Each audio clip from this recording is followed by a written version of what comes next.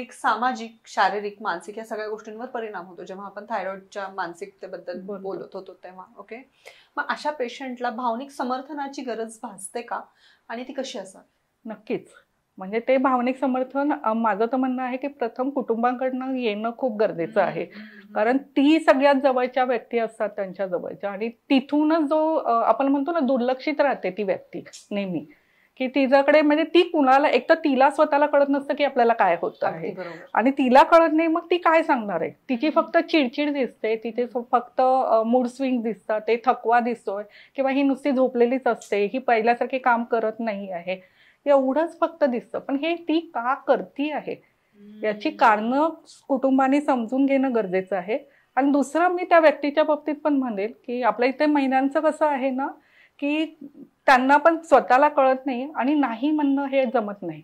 अगदी. सो तो माझ्या दृष्टीने सायकोलॉजीमध्ये आम्ही हा खूप महत्वाचा इफेक्ट आहे, कारण हे तेच सेल्फ वर्थ आहे की मला जमत नाही आहे तर मला ते स्पष्टपणे सांगता आलं पाहिजे की हे आता मला होत नाहीये.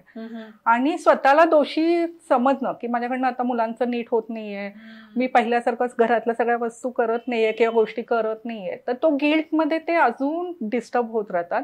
इथे काय करणं गरजेचं आहे की तुम्ही कुटुंबासोबत बसा आधी, की मला हा त्रास होतोय, माझी चिडचिड वाढली आहे, माझा थायरॉइड असो किंवा मी असं म्हणेल की थायरॉइड बद्दल जो मी मगाशी म्हटलं की अवेअरनेसच नसतो की हे थायरॉइडमुळे आहे, तो ऍटलिस्ट मला ही चिडचिड होती आहे, मला पहिल्यासारखं काम होत नाही आहे, तर मला ह्या ठिकाणी तुमच्या इमोशनल सपोर्टची गरज आहे. मी जेव्हा चिडचिड करते तुम्ही माझ्या शेजारी नुसते येऊन बसलात तरीही मला तो रिलीफ मिळणार आहे, हे स्पष्टपणे आपला म्हणजे इथे काय आहे की भावना आधी स्वतःला समजल्या पाहिजेत की मला कशा पद्धतीने त्या व्यक्त करायच्या आहेत, तर समोरचा माणूस तुम्हाला, आणि मला ही माझी नीड आहे, ही लक्झरी नाहीये बेसिकली, हे लक्षात ठेव. सो ही लक्झरी नाहीये, ही नीड आहे. ही नीड तुम्ही कुटुंबासमोर बसून ती सांगणं की मला आता एवढी पूर्वीसारखी कामं होत नाहीये, आणि असूच शकतं वयानुसार, आणि थायरॉइडमुळे तुमचं ऑलरेडी सगळ्यावर परिणाम झालेला असतो. सो तुम्ही एक्सपेक्ट नाही करू शकत की मी पूर्वी जशी कामं करत होती तशी. सो आउटसोर्स करणं, मदत घेणं याच्यामध्ये काहीही चुकीचं नाहीये. अगदी बरोबर. आणि हे सांगता येणं गरजेचं आहे. आणि मला कुटुंबाला पण सांगायचं आहे की तुम्ही घरातली जी महत्वाची व्यक्ती आपल्या इथे महिला, ऍक्च्युअली आपण महिला खूप करतो आहे, पण 90% जात असतील, पण बेसिकली 90% महिलांमध्ये थायरॉइडचा आजार दिसतो म्हणून आपण तो म्हणतो आहे.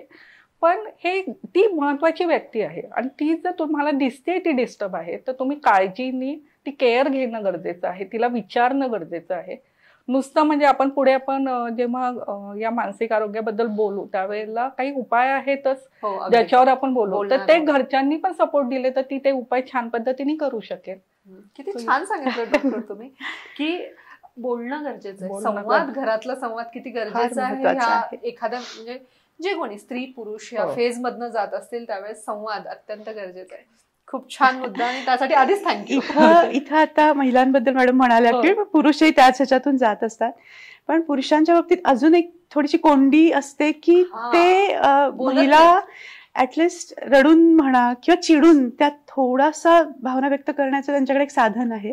पुरुषांकडे तेही नसतं, किंवा मी कसं रडू, मी कसं बोलू, मी कशी माझा काही कमी आहे किंवा मला काही जमत नाही हे मी कसं एक्सप्रेस करू. पुरुषांनी का रडावं?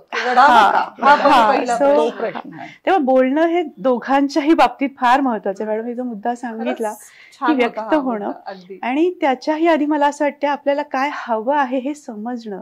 तुम्ही स्त्री आहात पुरुष आहात याच्याही पेक्षा मी आता काय करते आहे आणि मला काय हवं आहे हे थोडंसं समजून घेणं आणि मग योग्य त्याची मांडणं.